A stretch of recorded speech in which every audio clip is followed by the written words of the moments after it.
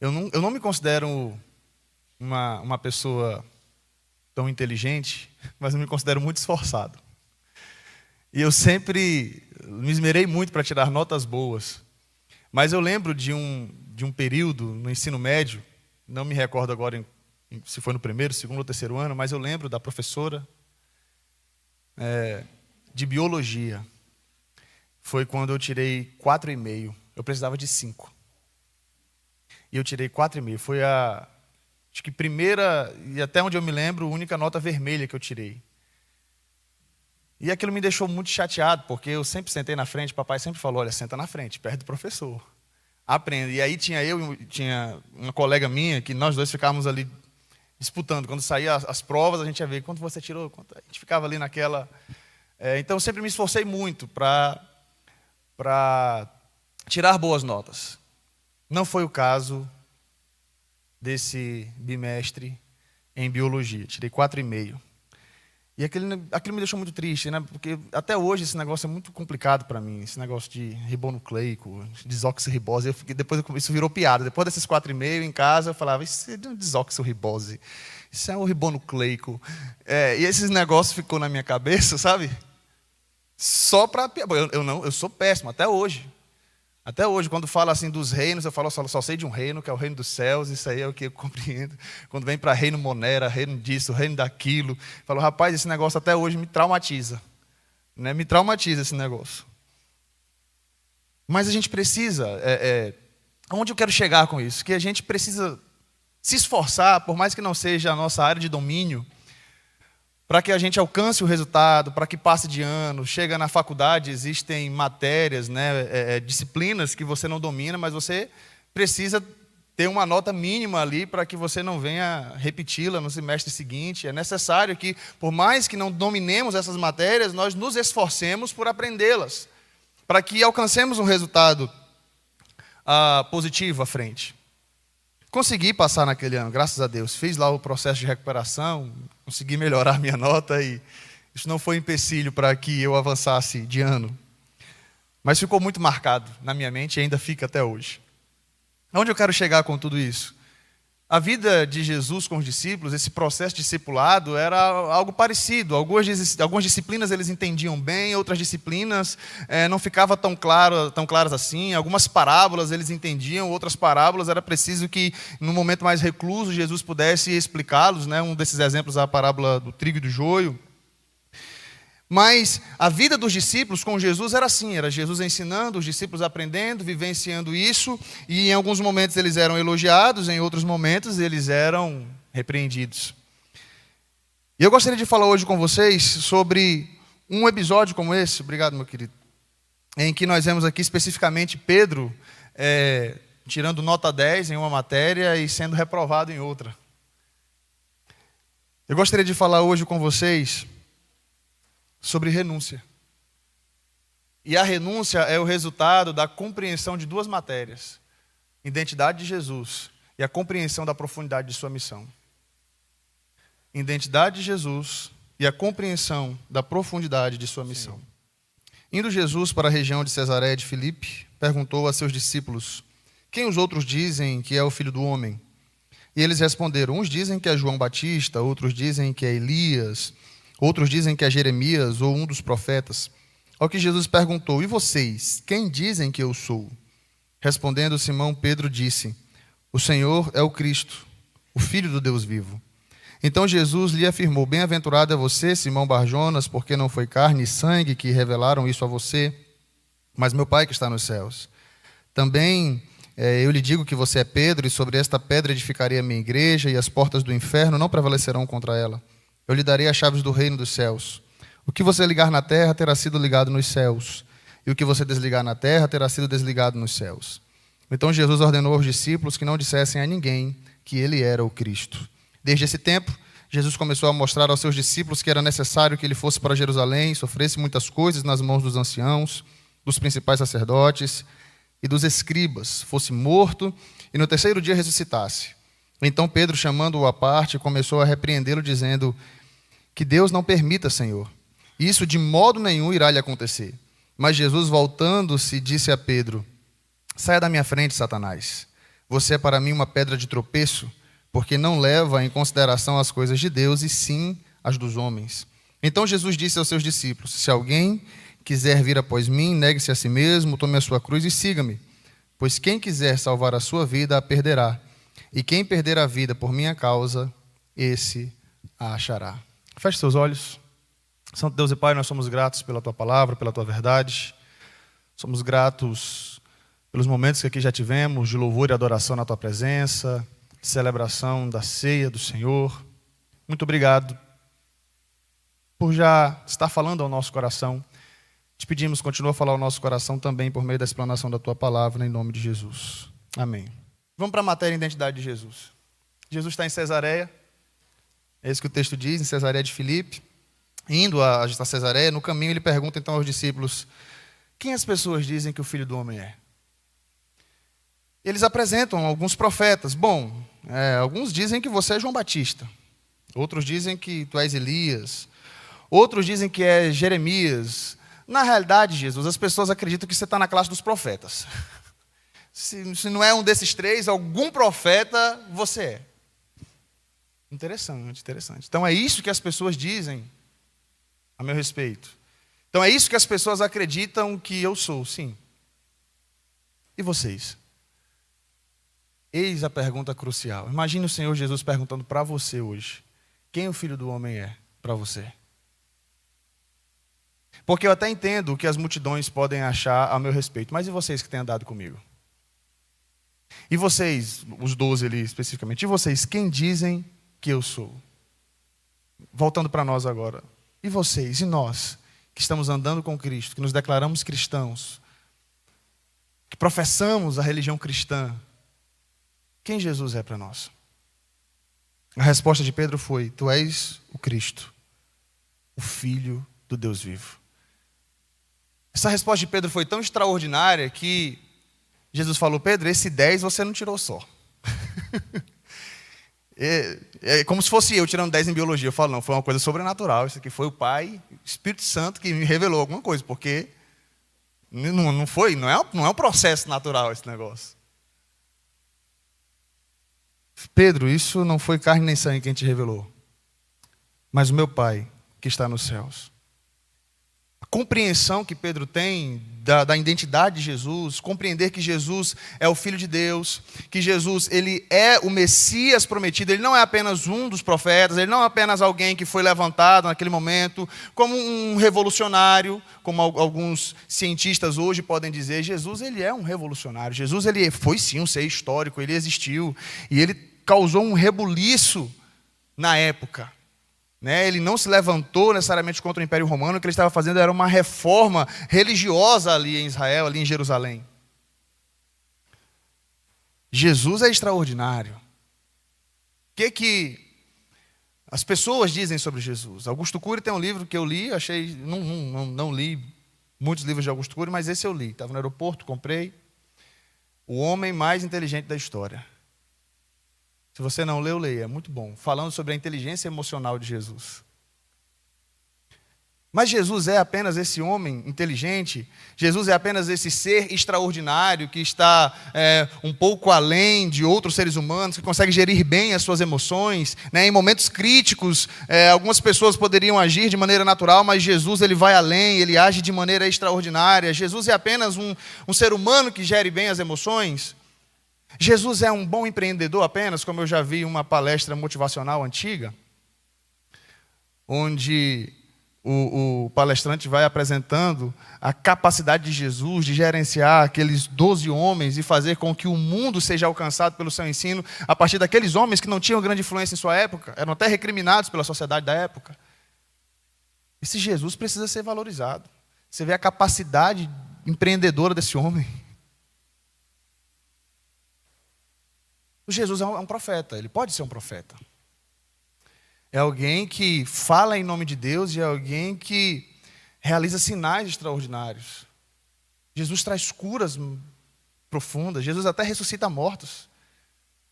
O Pedro poderia dizer assim, quem dizem? Jesus é um grande profeta num grau até um pouco mais elevado, porque eu vi, curou até minha sogra. Não sei se na ordem ele já tinha curado aqui, né, pastor? Já tinha curado. Curou até minha sogra.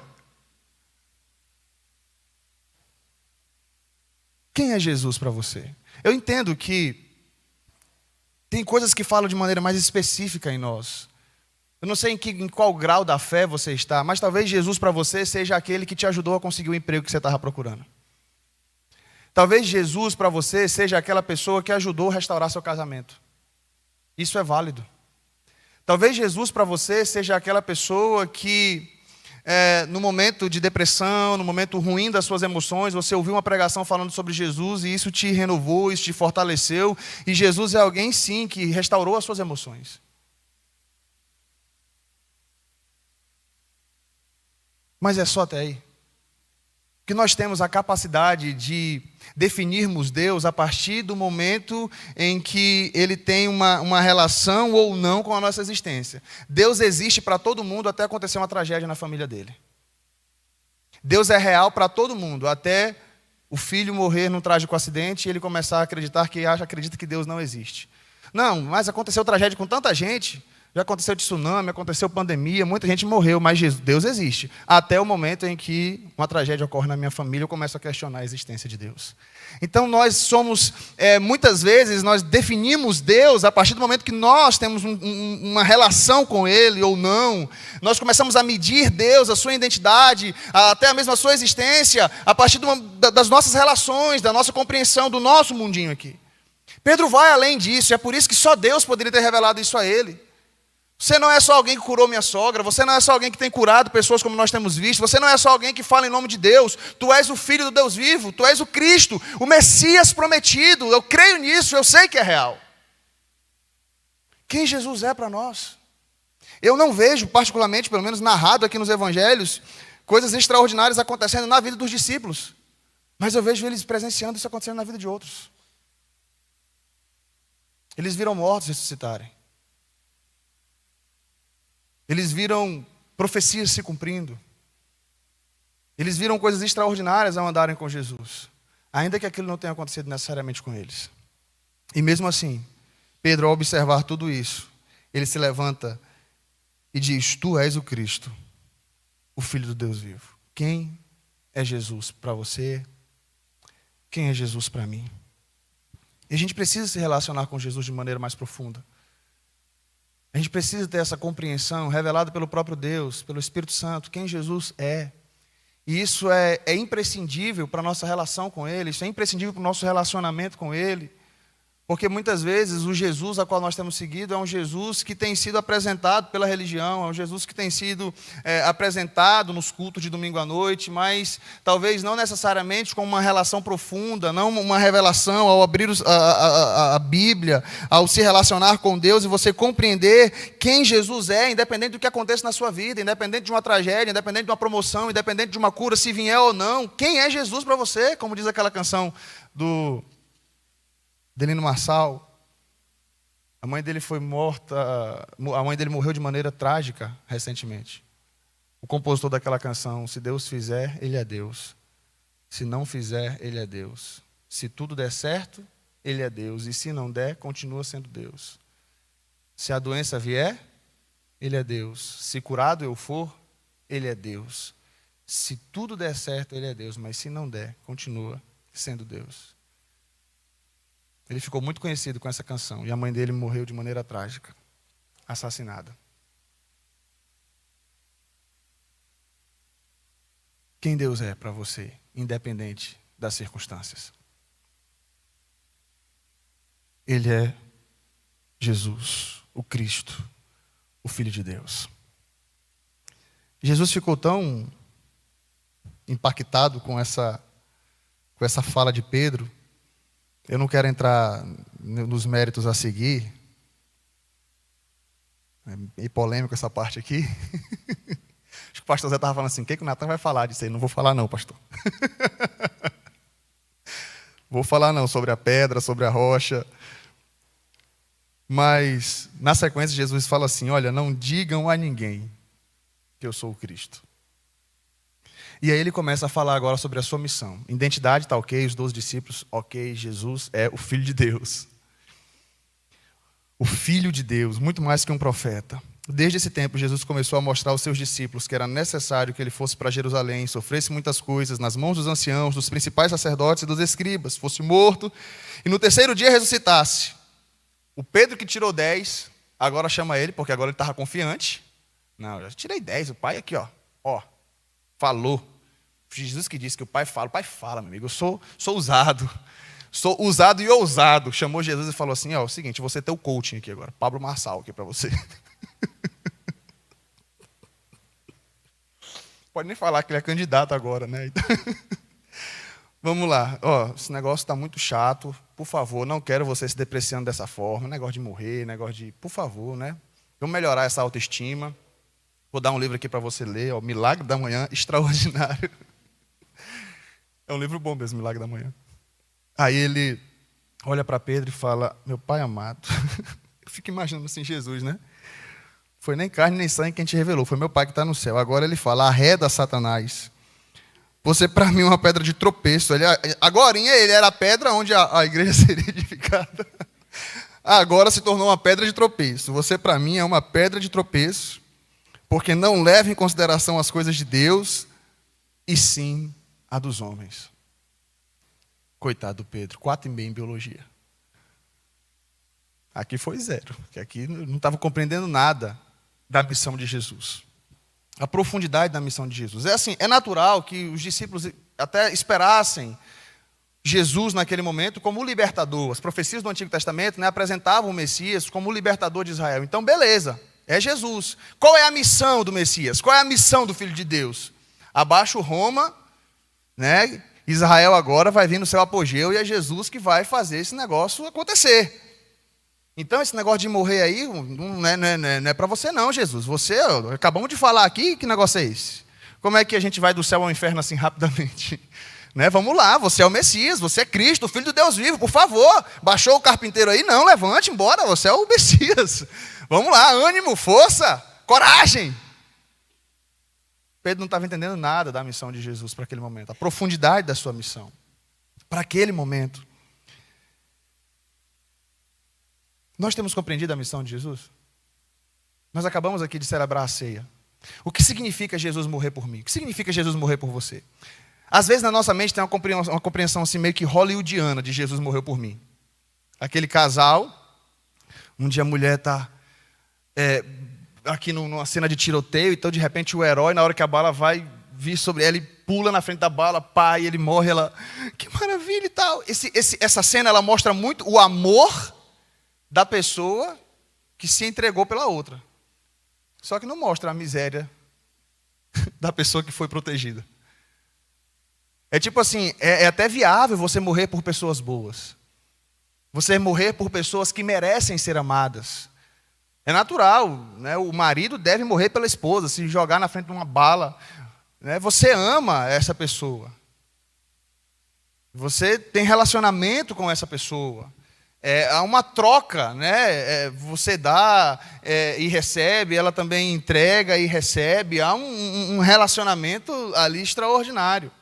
Então, às vezes, quando a gente fala assim, Jesus morreu por mim, talvez, na nossa compreensão, há essa questão assim, meio que hollywoodiana. Jesus morreu por mim, mas também eu sou uma boa pessoa, eu tenho me esforçado para ser um bom pai, para ser uma boa mãe, né, para ser um bom filho. Eu tenho me esforçado para tirar 10, às vezes eu tiro 4,5, ele morre por mim na cruz e ajusta o meio ponto que precisa para tirar 5. Então, às vezes a ideia que a gente tem, eu tinha, pelo que eu falo por mim, eu tinha essa ideia. Jesus morreu por mim, mas claro, ainda bem, ele é Deus, ele podia ressuscitar. Agora, se eu morresse, como é que eu ressuscitaria? Talvez é meio complicado para a gente entender um pouco a profundidade da missão de Cristo. Né? Romanos vai dizer que ele morreu por nós, sendo nós ainda pecadores. E se a gente começa a entender a profundidade disso, a nossa miséria humana, até porque a lei, até então, para o ensino dos fariseus, os discípulos, eles tinham essa compreensão de vamos tentar viver pela lei, tentar sermos boas pessoas, cumprir a lei. É em Romanos que a gente vai entender que o objetivo da lei, na sua profundidade, era uma questão didática. Veio a lei para que a ofensa abundasse. Qual é o objetivo fim da lei? Mostrar que nós não somos capazes. Veio a lei para que a ofensa abundasse, mas onde abundou o pecado, superabundou a graça de Deus. Até esse momento eles não tinham essa compreensão. Eles acreditavam que havia um certo mérito, um certo merecimento. E esse negócio de morte, essa questão de Jesus morrer, parece assim uma autodepreciação, Jesus só podia estar com problema emocional. Mas nós temos compreendido a missão de Jesus, a profundidade da missão de Jesus. Lembra que eu falei no começo, eu quero falar sobre renúncia. Mas para nós chegarmos a esse resultado, é importante a gente compreender bem essas duas matérias. E talvez você entenda bem quem Jesus é. Talvez está tudo natural para você entender que Jesus é o Messias prometido na antiga aliança. Ele veio aqui, o Novo Testamento mostra, Jesus é o Messias, ele vai voltar para buscar o seu povo, para buscar a sua igreja. E Jesus morreu por mim, mas talvez esteja faltando a compreensão dessa missão, assim como Pedro. A profundidade dessa missão, o que significa esse Jesus morrer por nós, significa que nós não conseguimos por nós mesmos e que os nossos esforços para viver em santidade não é o que vão fazer com que nós cheguemos no céu, porque o que fez foi Jesus morrer na cruz por nós. Esse chegar no céu também é uma outra questão. Parece assim que a nossa compreensão está um pouco distorcida a respeito disso. Na realidade, o que Jesus está fazendo é nos reconciliar com Deus. E às vezes a gente foca tanto em um lugar e esquece que na realidade o processo é reconciliação com uma pessoa. Na realidade, com um ser, em 3 pessoas. Deixa a Trindade para o pastor Zé explicar. Eu faço essas brincadeiras porque eu sou um discípulo do pastor Zé. Eu fico andando aos pés ali. Eu tento extrair o máximo e é muito bom ouvir e aprender. A nossa compreensão muitas vezes está focada tanto em um lugar que a gente quer estar e esquece que esse lugar só faz sentido porque Deus está lá, porque Jesus está lá. Então, quando a gente fala sobre a compreensão da missão de Jesus ao morrer na cruz e nos reconciliar com Deus, não está baseado necessariamente nos nossos méritos, mas no que Ele fez por nós. Jesus morre na cruz por nós, o Espírito Santo passa a habitar em nós, nos tornamos novas criaturas, regenerados, salvos, e a partir daí nós temos condições de viver em santidade, de lutar contra o pecado. E aí é nessa luta contra o pecado, uma vez que somos salvos, e lutamos para viver em santidade, não para tentar ser salvos, porque nós já fomos. Efésios 2,6, ele nos fez assentar nas regiões celestiais, nós fomos alcançados por esse amor, por essa graça. Quando a gente começa a entender isso, gente, entender isso que os discípulos só foram entender mais à frente, se torna um pouco mais natural viver uma renúncia. Porque olha o que Jesus fala na sequência. Identidade de Jesus, ok. Missão de Jesus, não ok. Aí Jesus agora, ele se vira para eles e diz: se alguém quiser vir após mim, negue-se a si mesmo, tome a sua cruz e siga-me. Agora pronto. Eu já não queria que Jesus morresse, agora eu tenho que morrer? Vá sozinho você. Eu estou querendo levantar o seu astral. Você não está querendo, fica aí me menosprezando. E ainda diz que a gente tem que... Não, cada coisa. Cada um no seu lugar. Você quer ir, você vá. Se alguém quer vir após mim, negue-se a si mesmo, tome a sua cruz e siga-me. Pois quem quiser salvar a sua vida, a perderá. E quem perder a vida por minha causa, esse a achará. Na minha compreensão aqui, os discípulos não estavam entendendo nada. Ele não estava entendendo que Jesus tinha que morrer, quanto mais eles. É o seguinte, eu vou morrer, e quem quiser me seguir tem que ir atrás de mim. Carregando a sua cruz.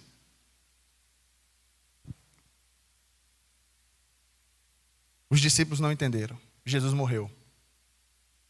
E quando Jesus morreu, embora Jesus tivesse falado, vou morrer, mas eu vou ressuscitar. 3 dias depois eu ressuscito.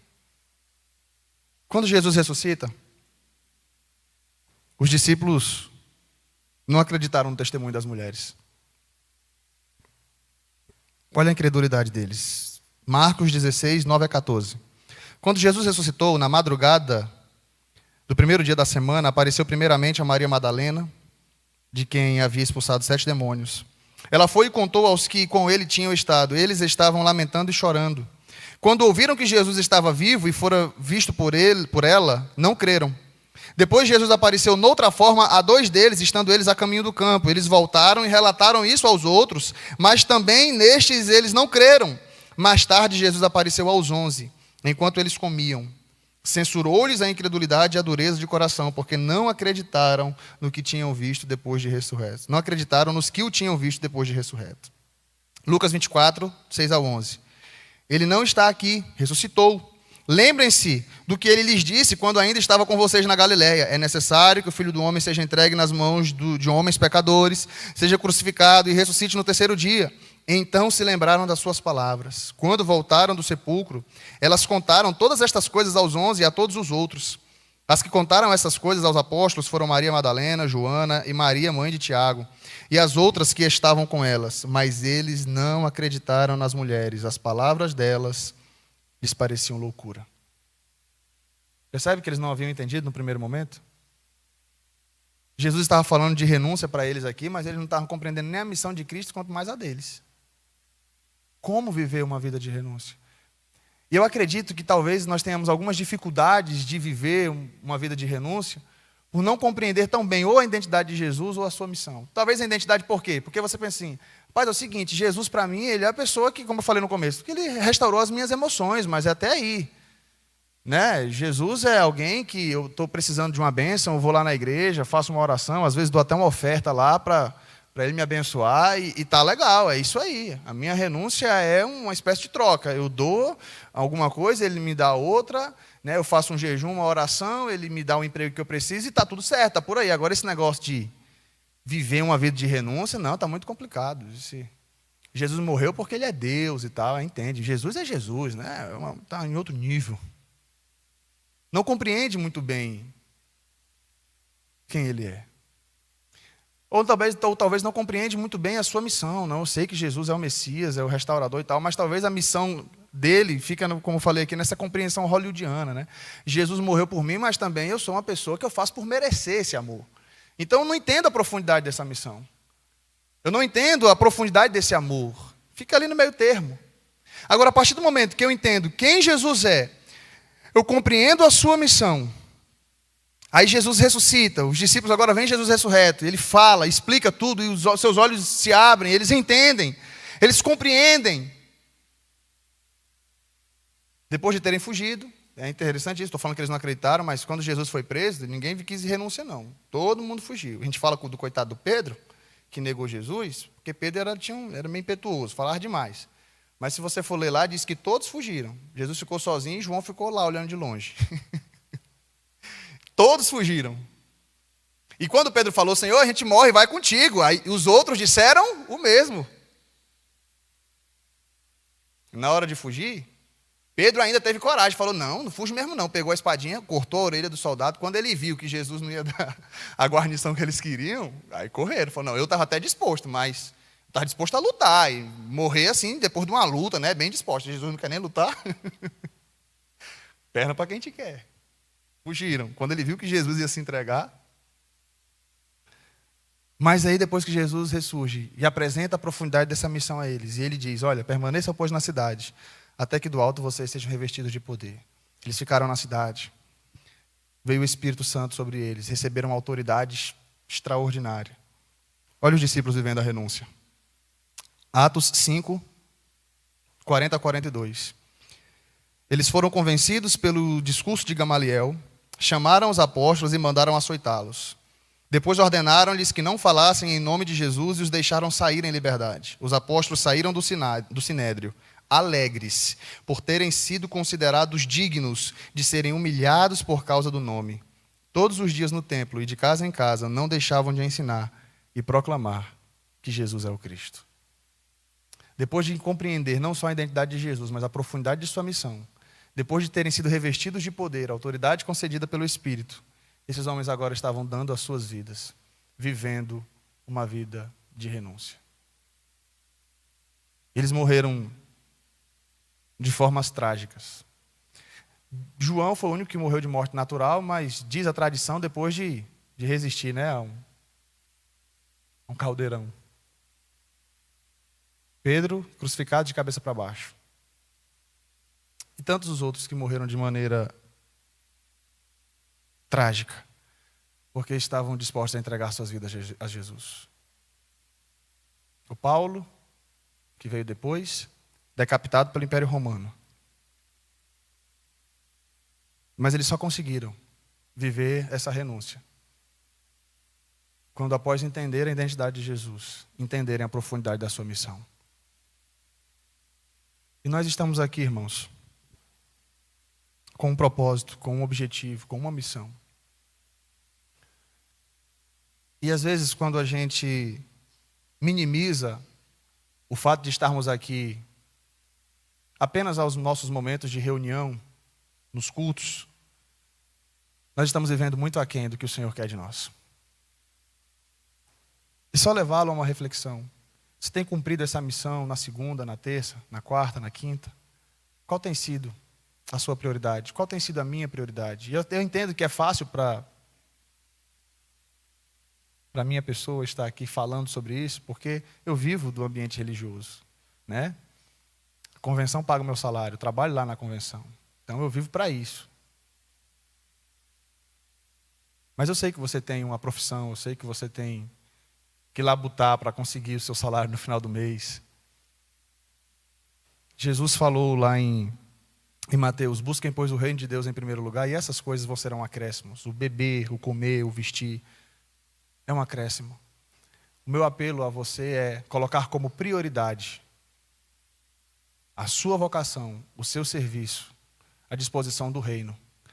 Como consequência, seu salário vai vir. Como consequência, você vai receber aquilo que é de direito, aquilo que você merece.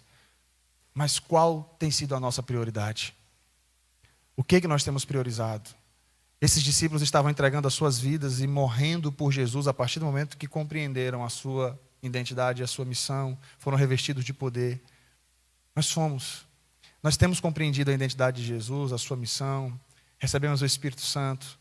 E o Senhor quer nos usar com poder e graça. Nós estamos num país livre, onde nós podemos pregar o Evangelho, proclamar, abençoar pessoas, convidá-las para a igreja, transmitir o link da igreja, orar por elas, onde você estiver. De repente tem alguém com problema, você vai lá, aproxima e ora por ela. Ou de repente você usa a sua vocação, tendo como prioridade não a estabilidade, mas tendo como prioridade o reino. E eu falo isso, tenho falado muito isso aos jovens. Eu tenho falado muito sobre visão no reino. Isso é algo que tem queimado em meu coração. Se o Senhor te chama para ir para uma outra localidade, para abençoar pessoas ali, não estou falando para fundar igrejas, congregações, não. De repente o Senhor te chama, olha, você é um professor, abriu uma vaga num local onde você não tem tanto conforto quanto aqui em Brasília, onde talvez você não vai ganhar tão bem quanto você ganha aqui, porque aqui você dá aulas para o governo, nas escolas do governo, dá aula em escolas particulares, tudo lá você vai ter só o sustento do governo. A casa que você vai morar não é tão confortável.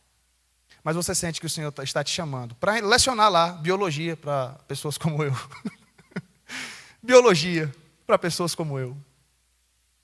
E o Senhor tem te chamado para abençoar aquela comunidade, porque tem muitas pessoas que não querem ir. E às vezes os que estão lá são pessoas que talvez não tenham a mesma formação e capacidade que você. E o Senhor tem te chamado e te incomodado. E talvez você fale assim, não, deixa eu ficar por aqui mesmo, está tudo certo, aqui eu estou bem. Aqui eu estou confortável. Não é nem para abrir igreja, se fosse para abrir igreja, quem sabe? Mas talvez o Senhor tenha te chamado. E isso é renúncia, quando você entende quem Jesus é, o que Ele fez.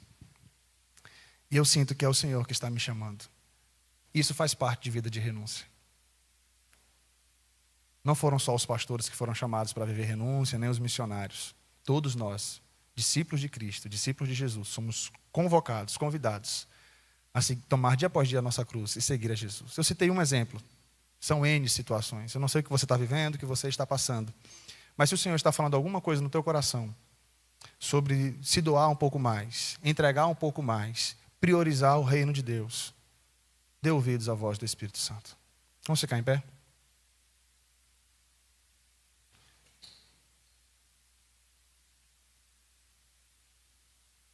Santo Deus e Pai, nós somos gratos a Ti por esse momento tão maravilhoso, Deus. Onde podemos refletir na Tua palavra, onde podemos compreender um pouco mais do que o Senhor tem a nos ensinar. Sabemos, ó Deus, que não é fácil. Esse momento foi um momento difícil para os discípulos. O momento em que Jesus começou perguntando ali sobre a sua identidade, mas finalizou trazendo um discurso duro e convocando os discípulos a viverem uma vida de renúncia. Isso não é fácil. Isso é difícil de falar, muito mais difícil de viver. Nos dê graça, Senhor. Nos dê graça para viver em santidade, nos dê graça para, dia após dia, tomar a nossa cruz e seguir a Jesus. São tantas lutas que enfrentamos no dia a dia, ó Deus. A nossa fé muitas vezes é atacada, a nossa vida cristã muitas vezes fica na corda bamba, mas nós sabemos quem Jesus é. Nós sabemos que a sua missão é muito mais profunda do que os discípulos entendiam ali naquele primeiro momento, e nós podemos até vivenciar isso, nós celebramos isso sempre. A ceia do Senhor nos faz lembrar da profundidade da missão de Jesus. E nós queremos viver, ó Deus, da maneira como o Senhor pede de nós. Temos muitas dificuldades, temos muitas lutas, mas nos ajude em nossas fraquezas, nos ajude, ó Deus, em nossos medos, assim como aquele homem que, com o seu filho, pôde chegar diante de Jesus, e Jesus disse, você crê? E ele disse, Senhor, eu creio, mas me ajuda na minha incredulidade. Ele chegou a dizer, Senhor, se podes, faça isso. Pai, nós muitas vezes estamos como aquele homem, crendo, mas descrentes. Eu peço que o Senhor tenha misericórdia de nós e nos ajude, ó Deus, a viver de uma maneira que agrade ao Senhor, e que encontremos prazer e satisfação ainda nas renúncias, ainda nas lutas, assim como os discípulos se sentiram alegres por sofrerem afrontas por causa do nome. Que nós também, ó Deus, quando passarmos por dificuldades e adversidades, possamos entender que isso não é um mero sofrimento, mas que estamos muitas vezes sofrendo algumas dificuldades, algumas lutas, por viver o Evangelho de Jesus Cristo. É o que nós pedimos e te agradecemos em nome de Jesus. Amém.